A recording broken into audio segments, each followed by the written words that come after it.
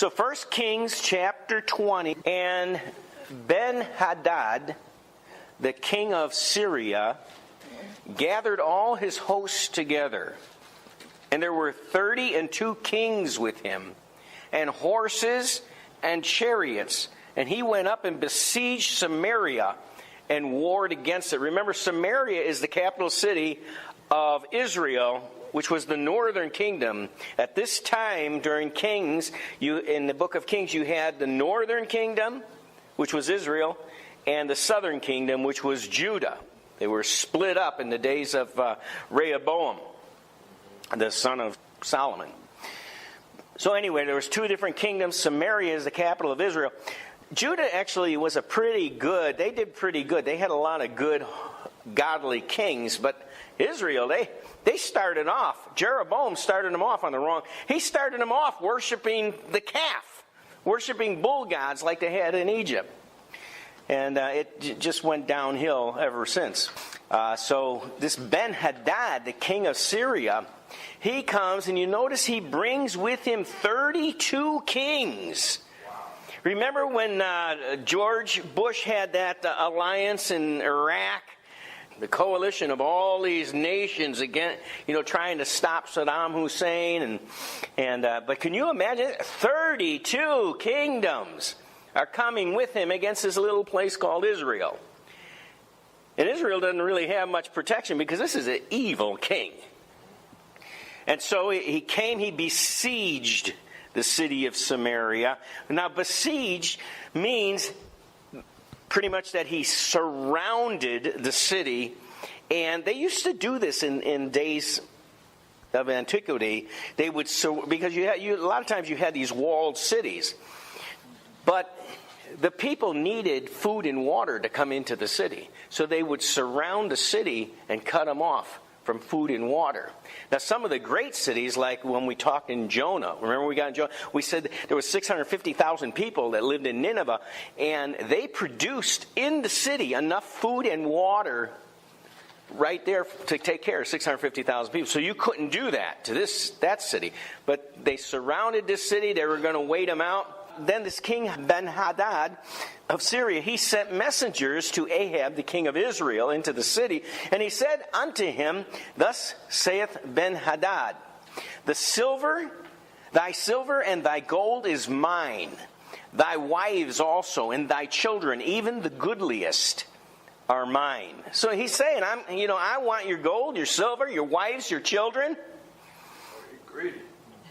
And the king of Israel answered. Now he's afraid. He's surrounded by 32 kings. And he was no match for Syria to begin with. And now there's 32 kings with him.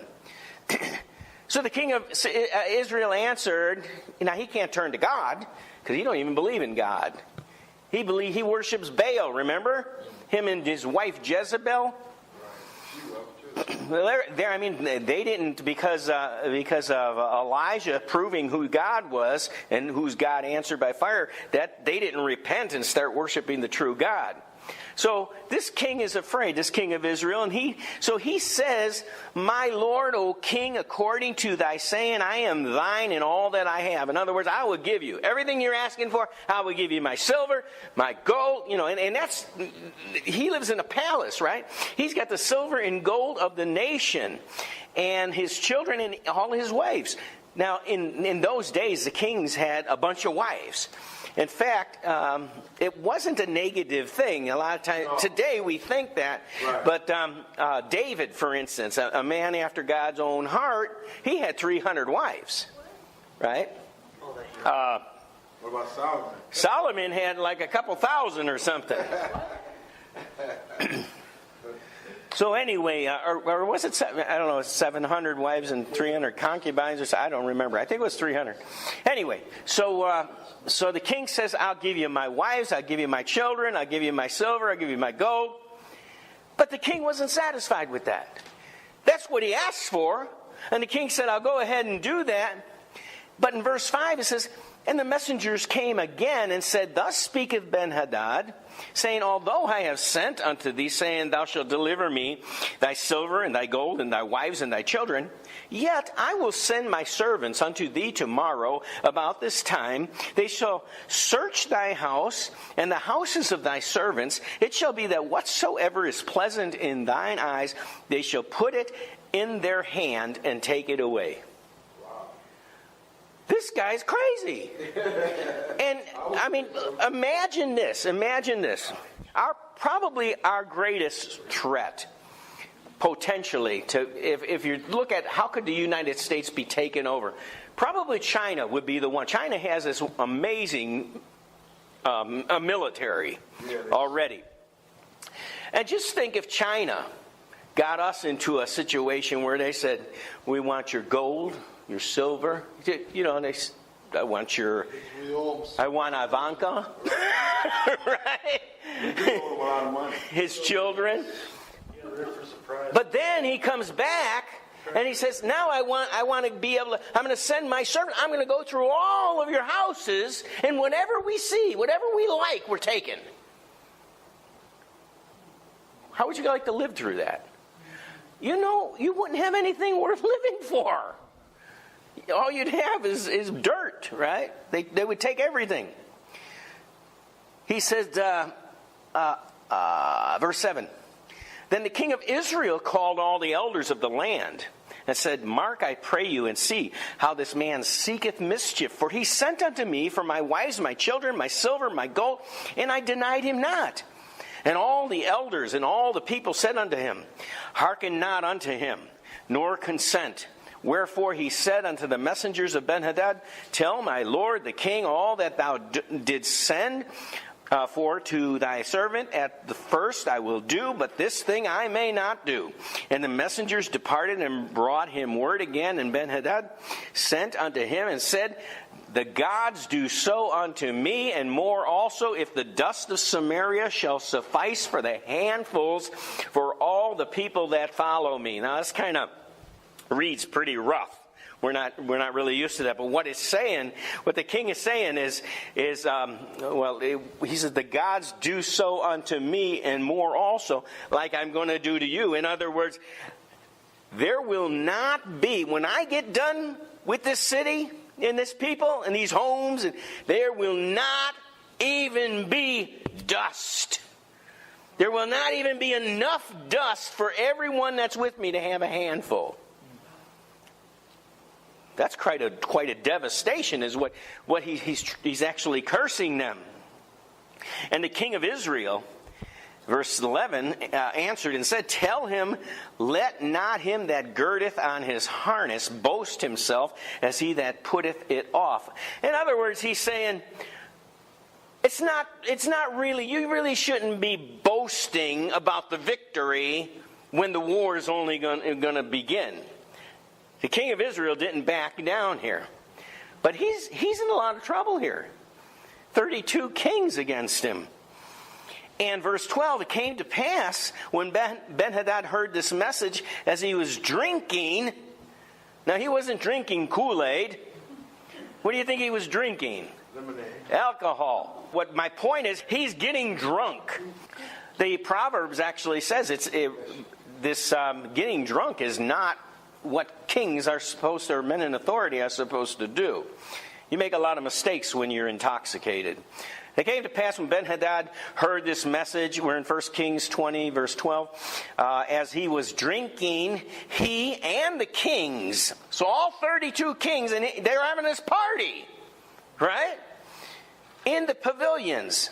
And he said to his servants, set yourself in array. And they set themselves in array against the city. And behold, there came a prophet unto Ahab, king of Israel. Now, remember, King Ahab is a terrible, wicked king, right? But God is watching the whole thing, and God's a little upset that 32 kings are coming against Israel because he still cares about Israel. And so he sends this prophet to Ahab, and he says, thus saith the Lord, hast thou seen all this great multitude? You know, when you're going through something and it looks devastating, it looks like there's no way out, that's when God can come on strong and show you that He is who He is, and He can turn it around, right? God likes to do that because nobody gets the glory except for God. This is when He can exercise His power. We're talking about like Moses parting the waters, that kind of thing. God gets a lot of glory out of that, right? So God, through the prophet, says, have you seen all this great multitude, these 32 kings coming again? Behold, I will deliver it into thy hand this day, and thou shalt know that I am the Lord. And you'll notice Lord is in capital letters. And when you see Lord in capital letters there in the King James Bible, what it means is that's God's divine name. That's the one true God. Okay, if you see the Lord, but it's not in capital, it's not God's name. But He said, you will know that I am Jehovah, or I am Yahweh. However you want to pronounce it. In verse 14, and Ahab said, by whom? God says, I'm going to overthrow all these. And Ahab's like kind of in shock. He says, by whom? Who's going to overthrow? Who are you going to use? And he said, thus saith the Lord, even by the young men of the princes of the provinces. Then he said, who shall order the battle? And he answered, thou. Which means you. You. You're going to do it. And Ahab's like, moi? Right? I mean, he's got to be shaking in his boots, if he had boots. And now remember, he just went through 3.5 years of famine and drought. They're just starting to recover. Right? Yeah. And so he says to the Lord's prophet, he said, by whom? And he said, who shall order the battle? And he said, you. Thou will do it. Verse 15, then he numbered the young men of the princes of the provinces, the king did, and they were 232. So God is saying 232 guys He's going to raise up from the kingdom, their royalty, their princes in Israel. And with those 232, with those He's going to overcome all these 32 kings. There's hundreds and probably thousands and thousands, right? There's got to be a multitude of thousands, maybe 200,000. Well, in fact, we'll see. He kills 100,000 and then they run. So there's more than that. But as we get down here. So he numbered the young men of the princes. There were 232, and after them he numbered all the people, even all the children of Israel, and they were about 7,000. So they only have 7,000. Right? I mean, that's total. They have 7,000 children of Israel, and 232 of them are these princes that are supposed to get the victory. Verse 16, and they went out at noon, but Ben-Hadad was drinking himself drunk in the pavilions, he and the kings, the 30 and 2 kings that helped him. And the young men of the princes of the provinces went out first. In other words, they went out to war. The king doesn't even know what's going on. The king of Syria, he's drunk. And 32 other kings are drunk. They're not even watching. And he says, the young men of the princes of the provinces of Israel went out first, and Ben-Hadad sent out and told him, saying, there are men come out of Samaria. And he said, whether they be come out for peace, take them alive, or whether they be come out for war, take them alive. Take them alive. I don't care what you do. He already thinks he won. Now, I don't know if it's the alcohol talking, but this guy, he has an arrogancy problem. He really thinks he's something. He does not expect this kingdom of Israel, this city of Israel, or nation of Israel, to be able to war against him and win. He said, whether they be come out for peace, take them alive, or whether they be come out for war, take them alive. And in verse 18 it says, Whether they come out for peace, take them alive, or whether they come out for war, take them alive. So, verse 19, these young men of princes of the provinces came out of the city, and the army which followed them, and they slew every one his man. In other words, they were just knocking them all off, right? Every one that went after somebody, they killed them, and then they went off after the next guy. Because remember, there's only, what was it, 232? Verse 20, they slew every one his man, and the Syrians fled. And Israel pursued them. And Ben-Hadad, the king of Israel, escaped on a horse with horsemen. And the king of Israel went out and smote the horses and the chariots and slew the Syrians with a great slaughter.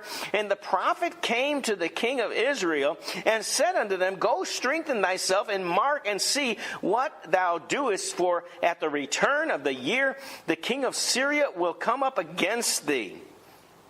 So what is he saying here? When he says, go strengthen thyself and mark and see what thou doest. In other words, what he's saying is, he's saying to the king, he said, don't be thinking yourself so wonderful because you escaped this and that you won the great victory. Because this guy's coming back. And you need to, instead of, don't waste the time. You need to go, you need to inspect, what did I do right, what did I do wrong.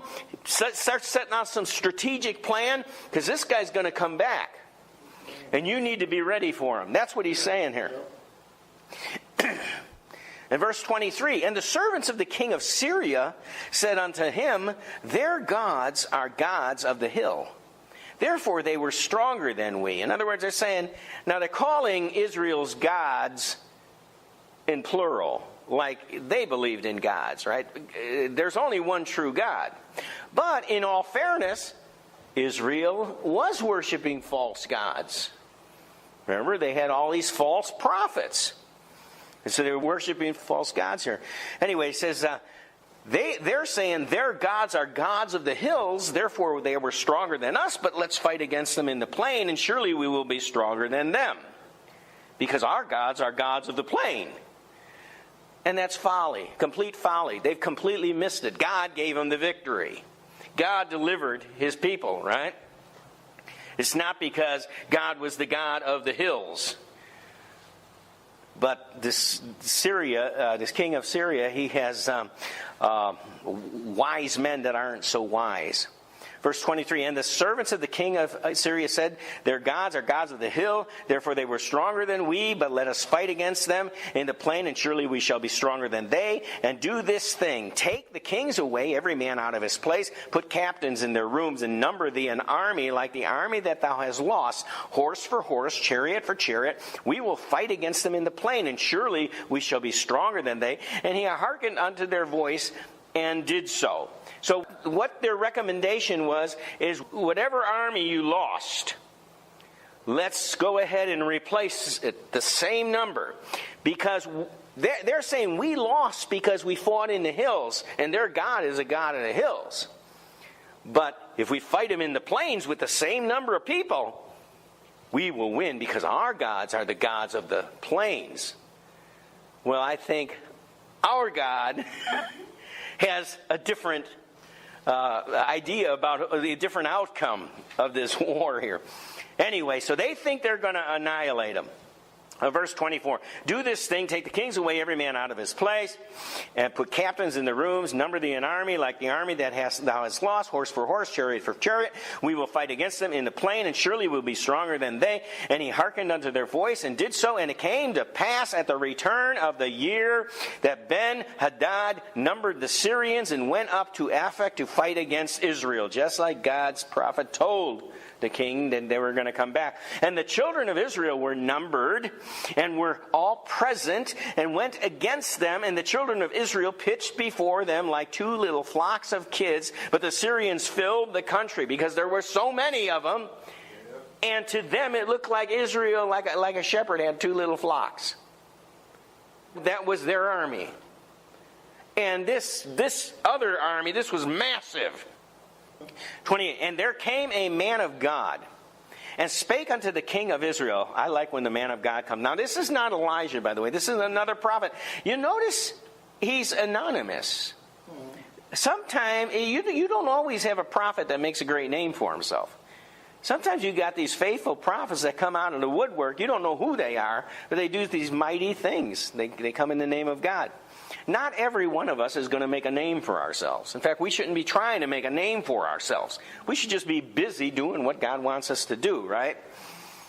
Let the people that want to make a name for themselves, let them have the name for themselves.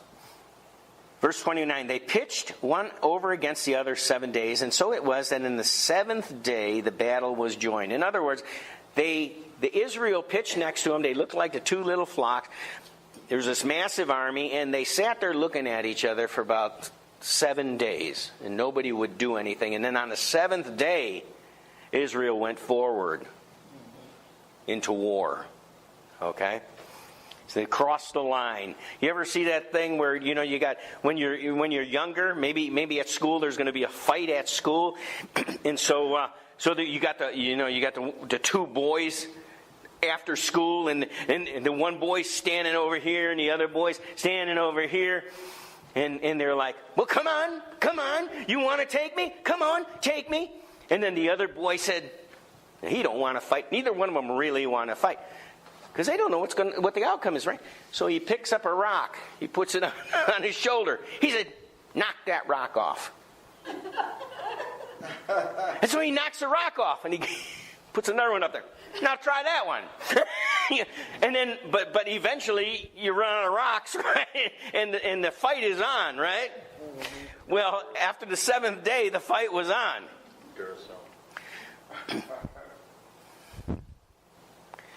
And they pitched over against each other for 7 days. So it was in the 7th day the battle was joined, and the children of Israel slew of the Syrians 100,000 footmen in 1 day.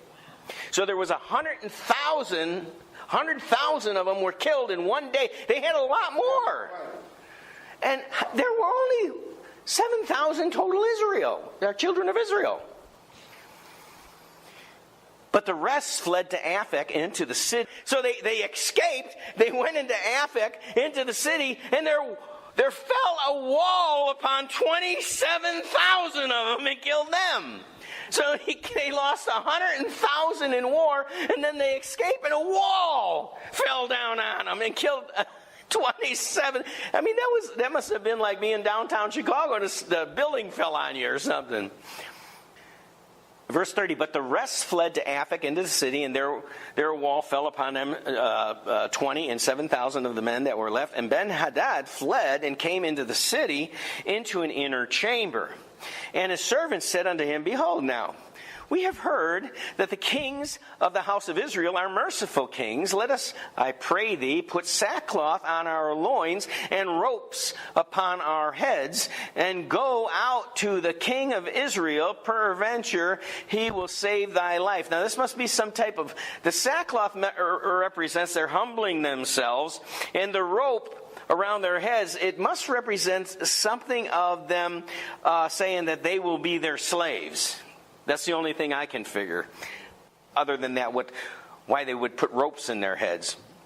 And they came to the king of Israel and said, thy servant Ben-Hadad saith, I pray thee, let me live. And he said, is he yet alive? And he answers his own question. And then he says, he is my brother. Now, why would the king, Ahab, call the king of Syria his brother? Now, king of Syria is, almost like crawling, asking for peace. And so the king of Israel calls him his brother. And that really is terminology. When you enter into a covenant relationship, you become brothers. You heard the expression blood brothers, right? So he wants to make a covenant with them, and so he says he is my brother. In other words, I'll accept him as if he was my brother. So verse 33, now the men did diligently, these are the Syrians, they did diligently observe whether anything would come from him, and did hastily catch it. In other words, they were looking to see what the response was, and when he said he is my brother, they knew that he was offering them this covenant of peace. And then they said, thy brother Ben-Hadad. Then he said, go ye, bring him. Then Ben-Hadad came forth to him, and he caused him to come up into the chariot. And Ben-Hadad said unto him, the cities which my father took from thy father I will restore, and thou shalt make streets for thee in Damascus, as my father made in Samaria. Then said Ahab, I will send thee away with this covenant. So he made a covenant with him and sent him away. So there's the covenant. Verse 35. Now, it doesn't go into all the details of a covenant, but we have on many occasions talked about all the things that went into making a covenant. Covenant was something that you were not supposed to break. If you ever entered into it, it was considered very sacred. So he made a covenant with him and sent him away. And verse 35, and a certain man of the sons of the prophets said unto his neighbor, and I love this next part. So a certain man of the sons of the prophet, in other words, he's another prophet, right? He's anonymous. So he says to his neighbor, and his neighbor don't have a clue what's going on, what this prophet is even intending. He says to his neighbor in the word of the Lord. So he's basically saying, I have a word from God. Smite me, I pray thee. And the man refused to smite him. Why should I, put yourself in this guy's place. It's like, here comes this guy saying, smite me. You're like, I don't even know who you are. Well, he said he was a neighbor, but the prophet says, because thou hast not obeyed the voice of the Lord, behold, as soon as thou art departed from me, a lion shall slay thee. Oh. And as soon as he was departed from him, a lion found him and slew him. You don't mess around with the prophet. How many ever heard somebody say, oh, there's a prophet? I want to go get a word. I don't want a word. Because look what happens. If you get a word, if God gave you a word, He's probably going to tell you He wants you to do something. Right. And if you don't do it, maybe a lion would, get you. Consequences. If the lion came because the guy wouldn't listen to the prophet, what do you think is going to be your situation at the judgment if you didn't listen to God? You just ignored. Oh, I just thought that, those 10 commandments, I thought those were 10 suggestions. Right? I've heard that before. No, they're not suggestions. They're commandments. In fact, Jesus said if you look upon a woman and lust after her, you've already committed adultery in your heart. So He made it more difficult than the commandments of the Old Testament. But there will be a period of judgment. I don't think that there's going to be a lion come and devour us. I believe we're saved by grace. But we could lose a lot of rewards, and that's the thing I think that should drive us to want to serve God. And actually love of God ought to be what drives us. But verse 37, now this prophet finds another man. Now, I don't know if the guy was standing there watching. He might have been the next neighbor. He might have saw the prophet come over to the neighbor and say, smite me. He goes, no, I won't. And a lion gets him, right? So he goes to the next guy. He says, smite me. And they go, okay, right? Now, I don't know what he saw. But he says he found another man. He says, smite me, I pray thee. And the man smote him, so that in smiting he wounded him. And a bear came and got him. No, that doesn't say that. It doesn't say. No, he did what he was supposed to do. But the guy wounded the prophet. But the prophet asked for it, right? So the prophet departed and waited for the king by the way and disguised himself with ashes upon his face. Oh, now I see why he wanted to be wounded. He wanted to look like he came out of battle. They just had that great battle, right?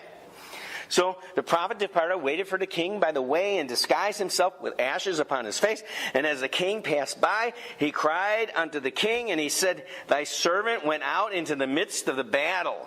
And behold, a man turned aside and brought a man unto me. Now he's making up the story. It didn't really happen. But he's going to use this story to get a message to the king. So he says, like Jesus spoke in parables, right? So he's telling this story. But the guy will know, the king will know that the story wasn't true after he's done here. So thy servant went out in the midst of the battle. Behold, a man turned aside and brought a man unto me and said, keep this man. If by any means he be missing, then shall thy life be for his life, or else thou shalt pay a talent of silver. In other words, the guy said, here's this prisoner. You watch this guy, and if he escapes, you'll pay for it with your life.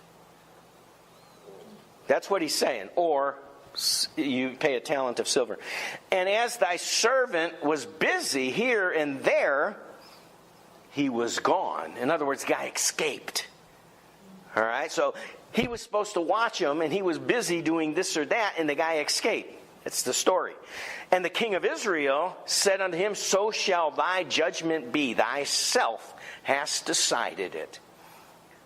In other words, you have to die. Because the king believes the story. And then the prophet hasted and took the ashes away from his face. And the king of Israel discerned him that he was of the prophets. And he said unto him, thus saith the Lord, because thou hast let go out of thy hand a man whom I appointed to utter destruction, therefore thy life shall go for his life, and the people for his people. And the king of Israel went to his house heavy and displeased, and came to Samaria. So what's he saying? He said, because thou hast let go out of thy hand a man who I appointed to utter destruction. Destruction. Who's he talking about? He's talking about the king had the king of Syria in his hand. But he let him go. And God says, I gave him into your hand because I appointed him to utter destruction. If you would have been a normal king and you had prophets of God, then the prophets of God would have told you, don't let him go. God's appointed him for destruction. No. But see, he's listening to 400 other prophets that are not prophets of God.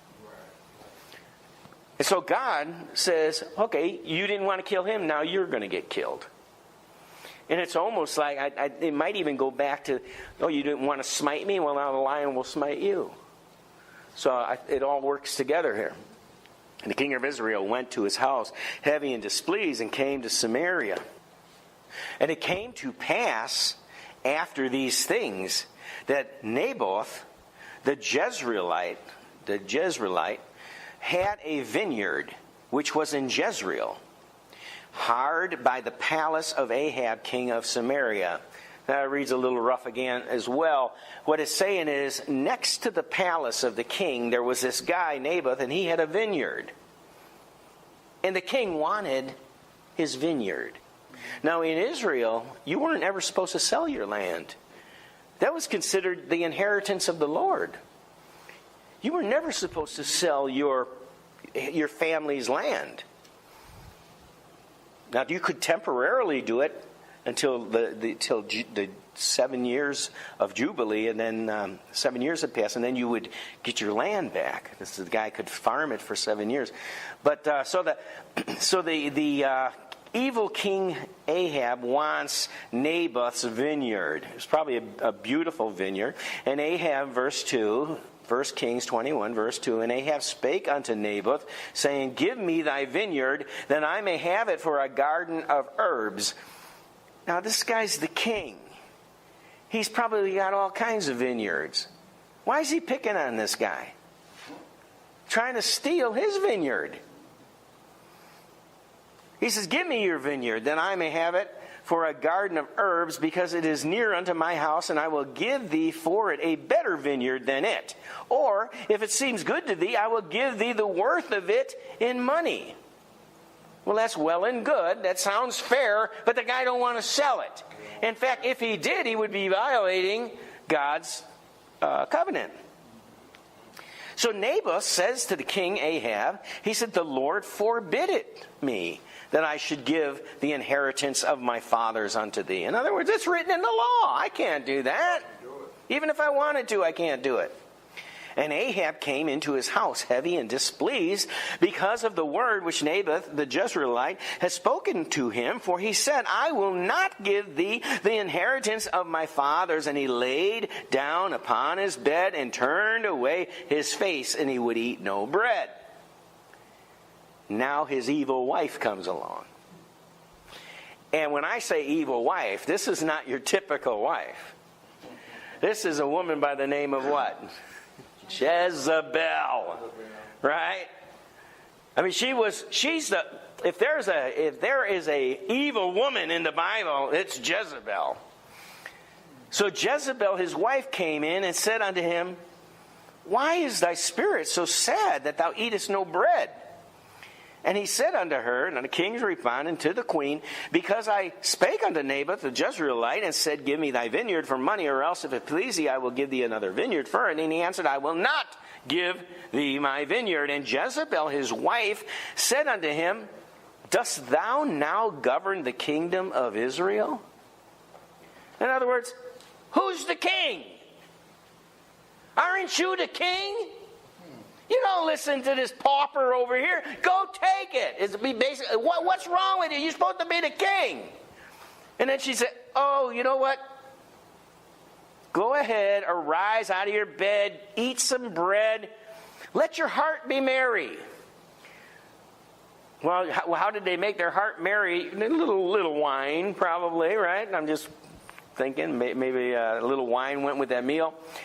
I will give you, Jezebel said, I will give you the vineyard of Naboth the Jezreelite. So she wrote letters in Ahab's name and sealed them with his seal, sent the letters unto the elders and to the nobles that were in the city dwelling with Naboth. And she wrote in the letters saying, Proclaim a fast, set Naboth on high among the people, and set 2 men, sons of Belial, that's sons of the devil, before him, to bear witness against him, saying, Thou did blaspheme God and the king, and then carry him out and stone him that he may die. That's the plan. Now, Naboth, he's completely innocent. He obviously is a God-fearing man, because he said, I can't do what you're asking because the covenant of God. Right. Jezebel always stirred him up, always pushed him into worse sin. When people will tell you, if you're a Christian and you're going to get married, don't marry a non-Christian, right? Why? Because they're going to pull you down. Well, a lot of people have the attitude, oh no, I'm going to pull them up. It doesn't usually work that way. Usually you have all this hardship and you pull them down. Well, in this case, they were complimenting each other, because Ahab was dirty, rotten scoundrel, and his wife was worse than him.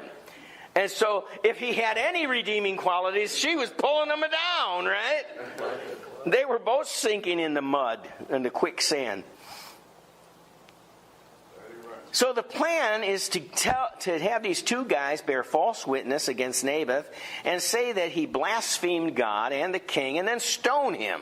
Have the people of the land stoned. And the men of the city, even the elders and the nobles who were the inhabitants in the city, did as Jezebel had sent unto them, and as it was written in the letters which she had sent unto them. And they proclaimed a fast, and set Naboth on high among the people. And there came in 2 men, children of Belial, and sat before him. And the men of Belial witnessed against him, even against Naboth, in the presence of the people, saying, Naboth did blaspheme God and the king. Then they carried him forth out of the city and stoned him with stones that he died. And they sent to Jezebel, saying, Naboth is stoned. And Jezebel said, I didn't even know he smoked. No, he was stoned with real stones, right? We weren't talking about, like we say, stoned. We're talking about somebody getting high. That's not what they said. Naboth is stoned and is dead, just like you said. And it came to pass, when Jezebel heard that Naboth was stoned and was dead, Jezebel said to Ahab, Arise, take possession of the vineyard of Naboth the Jezreelite, which he refused to give thee for money. For Naboth is not alive, but dead. And her attitude is, hey, it's Naboth's fault. He should have taken the money and gave you the land. It was a good deal. Yeah. Right? That's her attitude.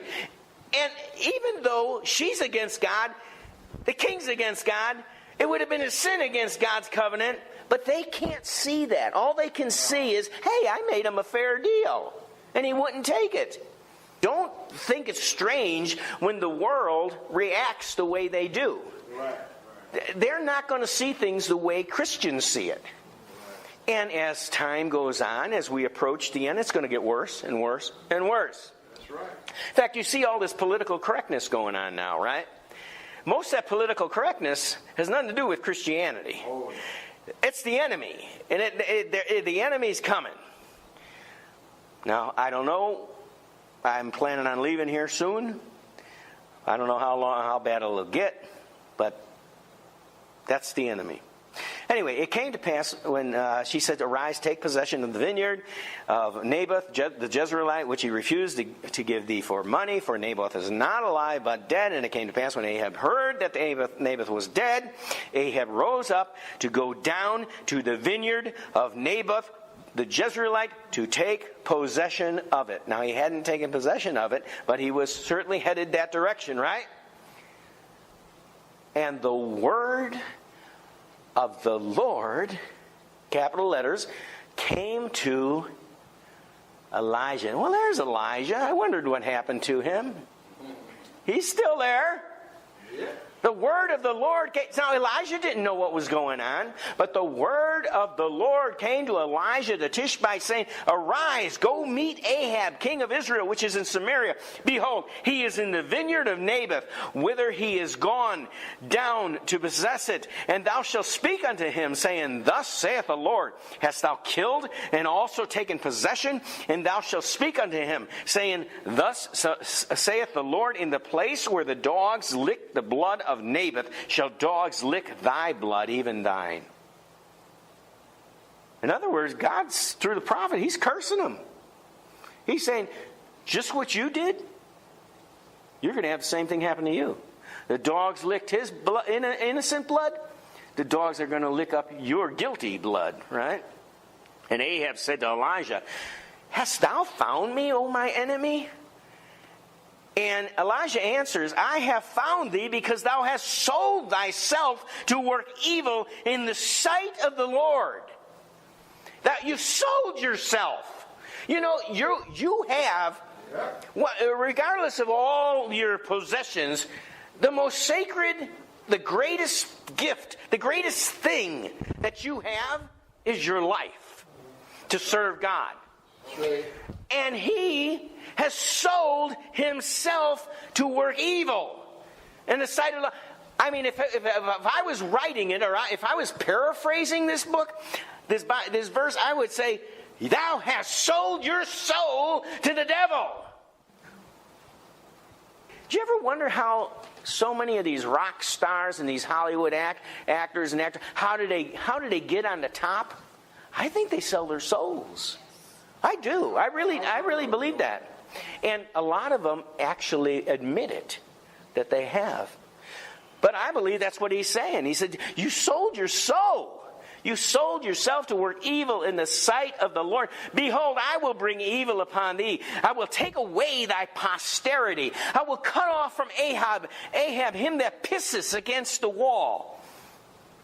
Kind of an expression to say, I'm going to cut off all your sons, right? Because girls don't piss against the wall. So he's talking about, he said, I'm going to cut off all your offspring, your male offspring. And in other words, you won't have any more offspring. And him that is shut up and left in Israel. And will make you thine house like the house of Jeroboam, the son of Nebat, and like the house of Baasha, the son of Ahijah, for the provocation where thou hast provoked me to anger and made Israel to sin. And these two people that were mentioned had led Israel into great sin. And Ahab's going to join them. He's going to join them in the punishment that they got, right? Because God has really been provoked to anger because this king is so evil. And then verse 23, we got some mention of Jezebel here. Because God didn't forget the evil queen. In fact, I think the queen was more evil than the king. And of Jezebel also spake the Lord, saying, the dogs shall eat Jezebel by the wall of Jezreel. And these are prophecies, by the way. Him that dieth of Ahab in the city, the dogs shall eat, and him that dieth in the field shall the fowls of the air eat. But there was none like unto Ahab, which did sell himself to work wickedness. There it is again. Again, I think it says, there's none like Ahab, which sold his soul to the devil in the sight of the Lord, whom Jezebel, his wife, stirred up. Oh, Jezebel's getting some of the heat here too. He said Jezebel's actually stirred him up. And he did very abominably in following idols, according to all things as did the Amorites, whom the Lord cast out before the children of Israel. Remember when Joshua brought the children of Israel into the promised land? And God said, wipe out all the Canaanites. Well, here he's talking about the Amorites, but they were part of the Canaanites. The sins that made, the reason they were exterminated is because they were so exceedingly sinful, worshiping the false gods and doing all kinds of horrific things, like offering their children as sacrifices to the gods, to doing all kinds of nasty sexual stuff. He says, and the king did very abominably in following idols, according to all things, as did the Amorites, whom the Lord cast out before the children of Israel. And there seems to be a change of heart here with Ahab. It came to pass when Ahab heard all these words. Now, Ahab's been through quite a bit of testing. If you look at our past two messages, when we had the 3.5 years of the famine and the drought, and then the prophets of Baal, the big contest, the challenge, and Ahab, that didn't move Ahab's heart. None of it did. But it came to pass when Ahab heard these words, that he rent his clothes, he tore his clothes, put sackcloth upon his flesh, he fasted, he lay in sackcloth, and he went softly. He humbled himself. He wasn't so arrogantly, walking around saying, I'm the king, I'm the king, I'm the king. All of a sudden, he realized he can't win. He's fighting God. And I think at least for a moment, he realizes that. And so the word of the Lord came to Elijah the Tishbite, saying, seest how Ahab humbles himself before me? Because he humbles himself before me, I will not bring the evil in his days, but in his son's days will I bring the evil upon his house. You see how merciful God is? This guy is... before in verse 25, it says, there was none like Ahab who sold himself to work wickedness in the sight of the Lord. He was so bad, and yet... when he turns and humbles himself and is asking for God to have mercy upon him, God does. Now, he doesn't completely restore him, but he says, I will not bring the evil in his day, but in his son's days will I bring the evil upon his house. And so in the next chapter, 1 Kings 22, verse 1, we read, and they continued for 3 years without war between Syria and Israel. So the king didn't die yet. And it came to pass in the 3rd year that Jehoshaphat, the king of Judah, came down to the king of Israel. Now the king of Israel is still a bad guy, but the king of Judah, he's a good guy. He worships God. The king of Israel said unto his servants, know ye that Ramoth and Gilead is ours, and we be still, and take it not out of the hand of the king of Syria. And he said to Jehoshaphat, who was the king of Judah, he said, wilt thou go with me to battle to Ramoth Gilead? In other words, he's asking for his help. I need an ally to take back this land. Jehoshaphat said to the king of Israel, I am as thou art, my people as thy people, my horses as thy horses. In other words, Jehoshaphat, being a nice guy, and knowing that they're all from the 12 tribes of Israel, they're all like brothers, they're all relatives, right? And so he says, I am just like you. My people are like your people. My horses are like your horse. And so he's making this peace treaty, but an agreement. He's going to help the king. He's going to ally with the king. And so Jehoshaphat said to the king of Israel, inquire, I pray thee, at the word of the Lord today. And you notice that word, Lord, is in capital letters. In other words, he said, to inquire, I pray thee, at the word of Yahweh today. In other words, the one true God. I want to know what the one true God says about this. So the king of Israel gathered the prophets together, about 400 men. Where did we read about 400 men? Anybody remember? We didn't read it tonight. Remember the prophets of Baal? There were 450, and then there were the prophets of the Ashereth, which was the worship of the goddess. There were 400 of them. Now, it says Elijah had the 450 prophets of Baal killed. It doesn't say anything about the 400. You see, they're still around. They're in the office of prophets. The king is still listening to the 400 false prophets.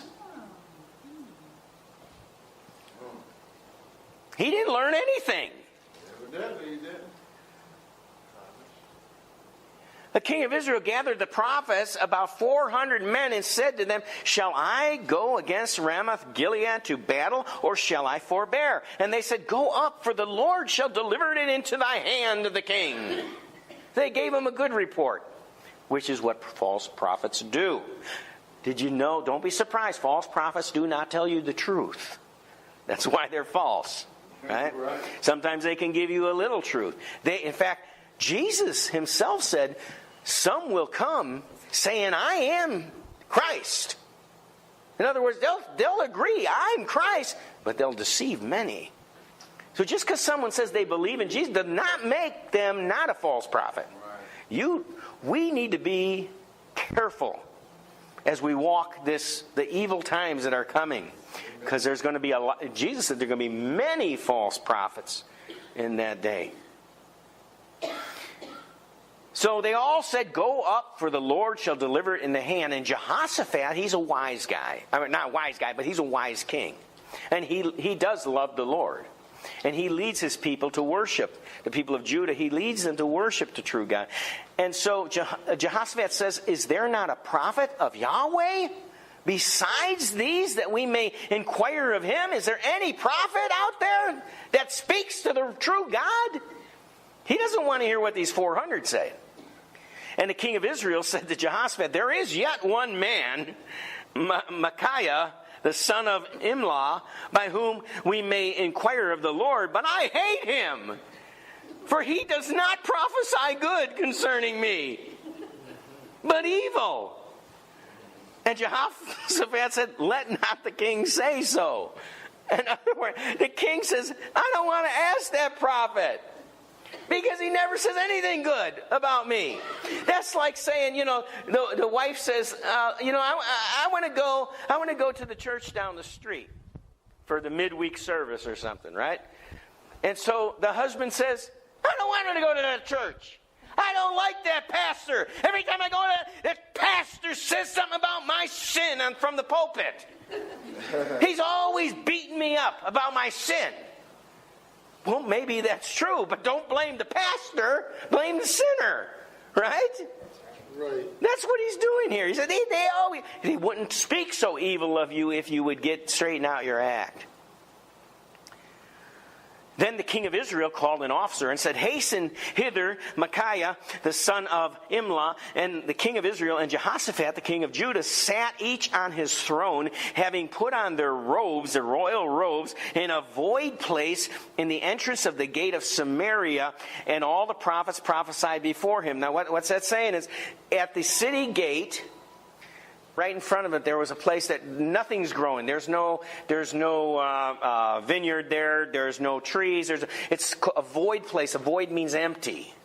All right, so there's this place, a good place for a meeting, I would say. And that's what they did. And the two kings in their royal robes stood there in front of all the people, where all the people were gathered, so that the people could hear what these prophets would say. And all the prophets prophesied before him. And Zedekiah, the son of Chenaanah, made him horns of iron. And he said, thus saith the Lord, with these shalt thou push the Syrians until thou hast consumed them. Horns of iron. So in other words, here comes this prophet with these horns of iron. You think, if you were the king, wouldn't this kind of alarm you? That's what he's doing. He's with these horns, right? You would think, duh, I don't want to go anywhere near those horns, right? But that's what he's doing. And he says, with these horns, we shall push the Syrians until they have consumed them. And all the prophets prophesied so saying, go up to Ramoth Gilead, prosper, for the Lord shall deliver it into the king's hand. And the messenger that was gone to call Micaiah spake unto him, saying, behold now, the words of the prophets declare good unto the king with one mouth, or one voice. Let thy word, I pray thee, be like the word of one of them, and speak that which is good. So the guy's trying to give this prophet of God a heads up. You know, this is what everybody's saying. So if you can just say the same thing. So what does Micaiah say? He said, as the Lord liveth, what the Lord saith unto me, that will I speak. So he came to the king, and the king said unto him, Micaiah, shall we go up against Ramoth Gilead to battle, or shall we forbear? And he answered him, go and prosper, for the Lord shall deliver it into the hand of the king. But he's being sarcastic, and the king knows it. And the king said, how many times shall I adjure thee that thou tell me nothing but that which is true in the name of the Lord? In other words, don't be sarcastic. Don't just say it, mock me. Tell me what the Lord's telling you. And he said, hear thou therefore the word of the Lord. I saw the Lord sitting on his throne. So obviously he had some sort of a vision about this.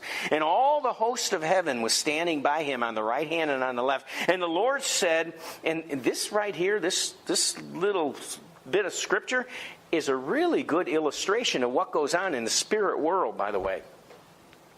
You wonder sometimes why it seems like the whole world is against you. Well, look what happens. And you can read the book of Job. You get kind of the same idea here.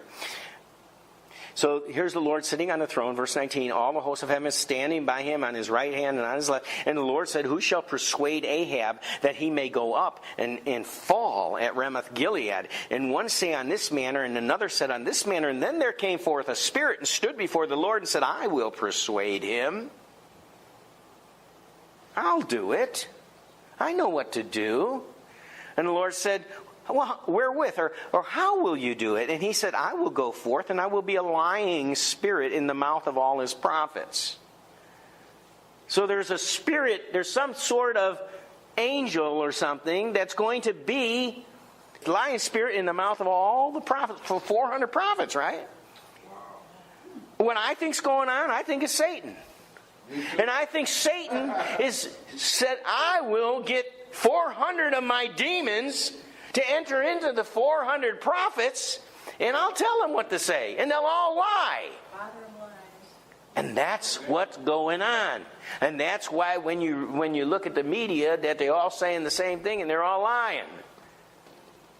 Because they're all joined together with the same demons.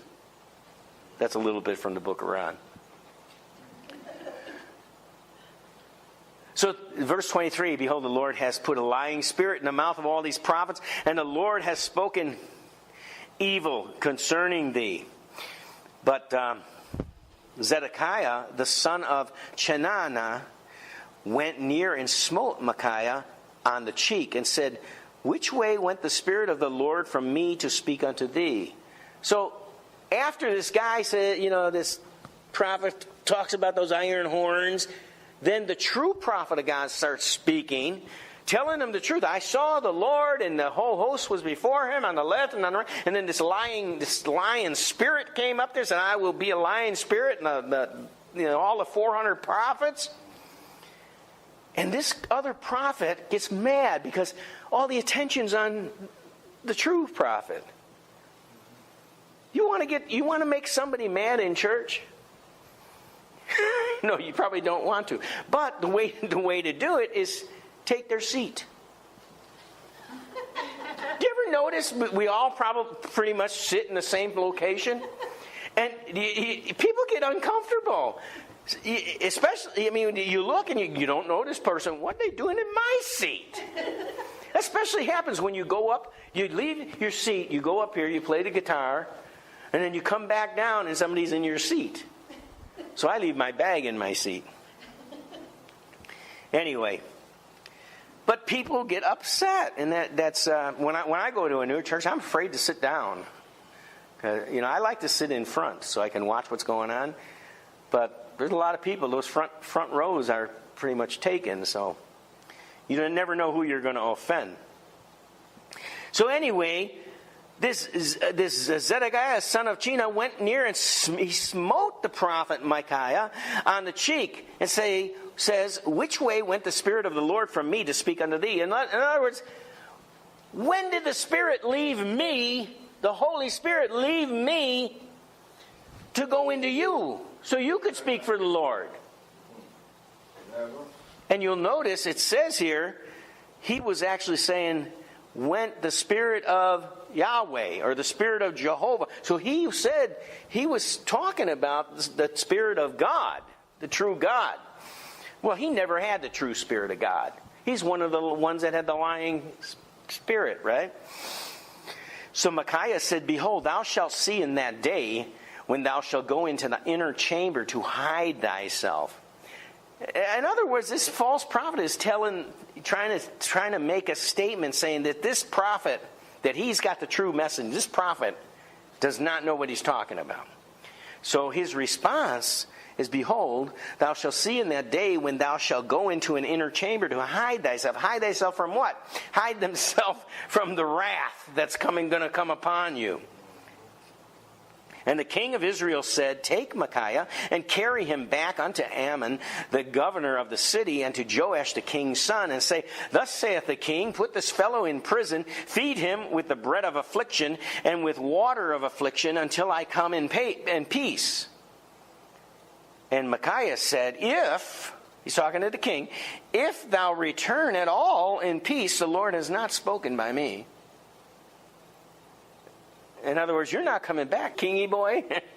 You're not coming back. You're dying. You go out there, you're dying. Now the king's really upset, right?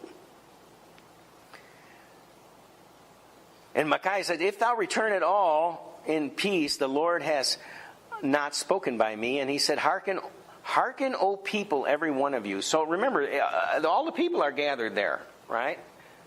And so the true prophet of God turns to all the people.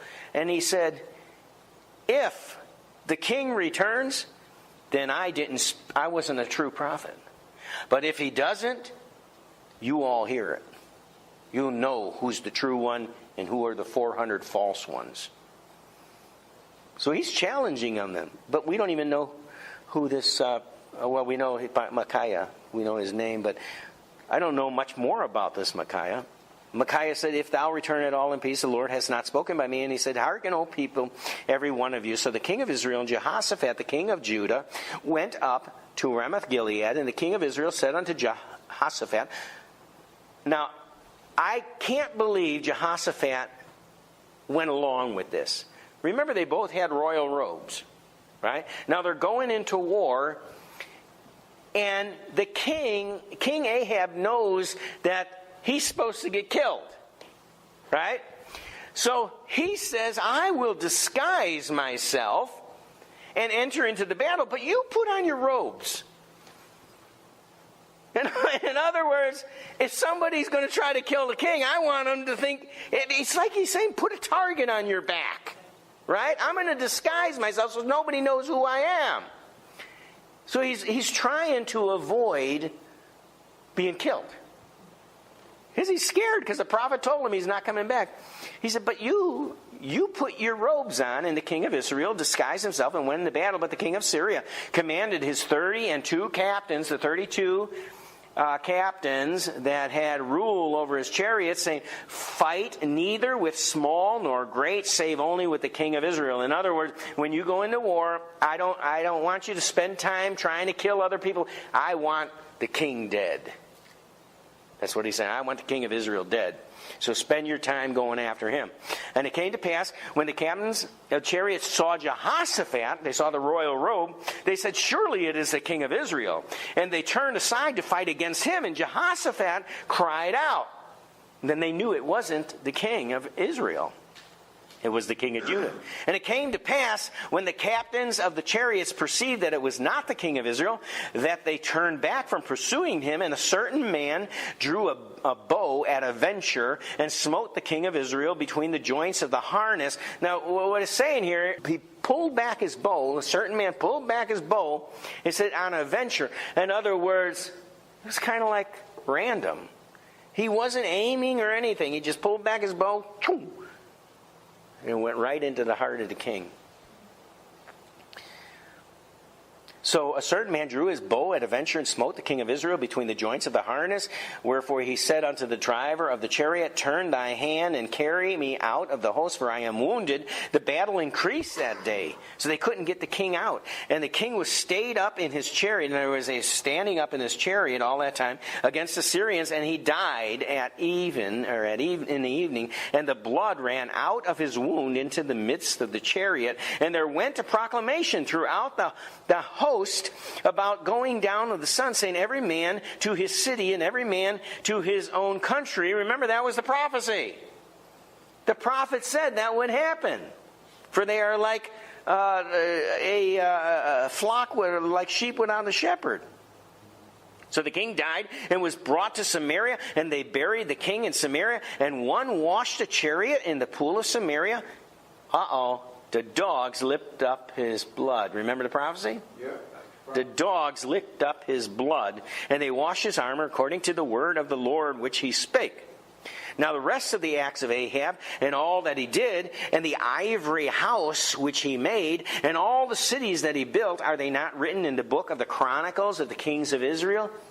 So the book of Chronicles is different than the book of Kings. They seem very similar, and they're talking about a lot of the same stuff, but you need them both. Okay, because some stuff is in one and not in the other. And what they're saying is these other acts of Ahab are written in Chronicles, in the book of Chronicles.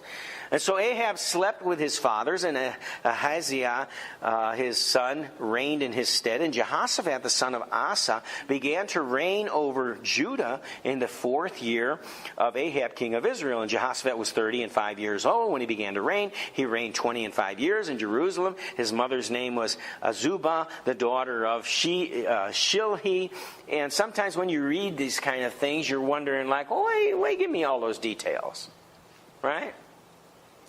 I mean, if it's going to do me any sense, I really have to study to try to... Who are these people? Why are you telling me this? But it's very important that these things are throughout the Bible, because that's how they can go from the New Testament. They can go from Jesus' genealogy all the way back to Adam because of things like this. And not only that, they know when Jesus was born. And by that, they can go backward through the whole Old Testament, all the way back to the time Adam was created, and know what year it was. And don't let anybody tell you about evolution and the earth being created billions of years ago, because according to the Bible, it was 6,000 years. Now, very few Christians, they say they're Christian, but very few are believing that anymore. The ones who believe the word, what were you saying? Pre-academic race. No, I'm not talking about pre-Adamic race. That's another thing. I'm talking, but going to Adam from Jesus, from today back to Adam is only about 6,000 years. And you can, if you lose the genealogy through the Bible, you can map it out, and you get a chronological Bible, and it actually has the dates in there, so you can follow chronologically. You can follow it along. Verse 43, and he walked. Who walked? Jehoshaphat walked in all the ways of Asa, his father. I wanted to turn. We'll come right back to this, but I wanted to show you what it says about his father. 2 Chronicles, chapter 14, verse 2, and this is talking about Jehoshaphat's father, Asa, or Asa, however you say, Asa. And Asa did that which was good and right in the eyes of the Lord his God. He took away the altars of the strange gods in the high places. He brake down the images. He cut down the groves. He commanded Judah to seek the Lord God of their fathers and to do the law and the commandment. He took away out of all the cities of Judah the high places and the images, and the kingdom was quiet before him. Who could ask for a better king? See how good of a man this was? That was Jehoshaphat's father. And he built fenced cities in Judah, for the land had rest. And he had no war in these years, because the Lord had given him rest. Therefore he said to Judah, let us build these cities, and let's be like Donald Trump and make walls. And there's nothing wrong with walls. The good king made walls to protect his people. And I give you that for free. But I wanted you to see how this Asa was. Let's go back to 1 Kings now, where we were. Okay, so verse 43, we were talking about Jehoshaphat. It says, he walked in all the ways of Asa, his father. In other words, he did good things too. Remember I said he was a good king. And he tried to be just like his father was. He walked all in the ways of Asa, his father. He turned not aside from it, to the left or to the right, doing that which was right in the eyes of the Lord. Nevertheless, the high places were not taken away, for the people offered and burnt incense yet in the high places. So there was still problems of people worshiping false gods in the high places. But what he was able to do, he did. That's what it's saying. He's a good king. God loves this king. Now the rest of the acts of Jehoshaphat and his might that he showed and how he warred, are they not written in the book of the Chronicles of the kings of Judah? And the remnant of the Sodomites, which remained in the days of his father Asa, he took out of the land. Now, what were Sodomites? Giants. These were male temple prostitutes. And they engaged in all kinds of sexual stuff. Yeah, I've heard of something like that. Including sodomy. Right. And they were called Sodomites. They weren't called Sodomites because they came from Sodom. They were called Sodomites because that's the way they lived. And those sexual sins that were wrong in the day of Sodom and Gomorrah, they were wrong in this time too. That's right. And so the king took care of them. And the remnant of the Sodomites, which remained in the days of his father Asa, he took out of the land. And there was no king in Edom. A deputy was king. And Jehoshaphat made ships of Tarshish to go to Ophir for gold. But they went not. Why? Because the ships were broken at Ezion-Geber. Now, what do you mean the ships were broken? It doesn't say how they were broken. But some type of calamity, maybe a tornado, came through and broke up all the ships. It doesn't say, but it leaves it like nobody knows. These ships were just broke. It could have been just one angel that demolished the ships. But they were broken. And then said Ahijah, the son of Ahab, unto Jehoshaphat. Now the son of Ahab is just as bad as his father. And he says to Jehoshaphat, let my servants go with thy servants in the ships. But Jehoshaphat would not. Why? Because he's beginning to learn to separate himself from the evil king. He's trying to be a good king. And he didn't want him to tarry along with him. And Jehoshaphat slept with his fathers, was buried with his fathers in the city of David. His father Jehoram, his son, reigned in his stead. And Ahaziah, the son of Ahab, began to reign over Israel and Samaria the 17th year of Jehoshaphat, king of Judah, and reigned 2 years over Israel. And he did, I'm not surprised by this, he did evil. The son of Ahab did evil in the sight of the Lord and walked in the way of his father and in the way of his mother. Who was his mother? Jezebel. And in the way of Jeroboam, who was the founder of the nation of Israel, the 10 tribes of Israel became a nation. And he led them from the beginning to worship the bull god. And he told them, he said, he had the 2 statues of bulls, one on either side of the kingdom. These are the ones you're going to worship. God handpicked that guy, and he turned on God right from the beginning. He did so anyway. This son of Ahab did evil in the sight. He walked in the way of his father, in the way of his mother, in the way of Jeroboam, the son of Nebat, who made Israel to sin. For he served Baal and worshipped him, and provoked to anger the Lord God of Israel, according to all that his father had done. You would think after Elijah, and in fact, you take all 3 stories now, this week and the last 2 weeks, all these great miracles, you would think they would stop worshiping these false gods. But what does his son do? Same thing his father did. Same thing his mother did. Worship the false gods. They saw the 400 prophets were false. The 450 prophets that were killed, they were false.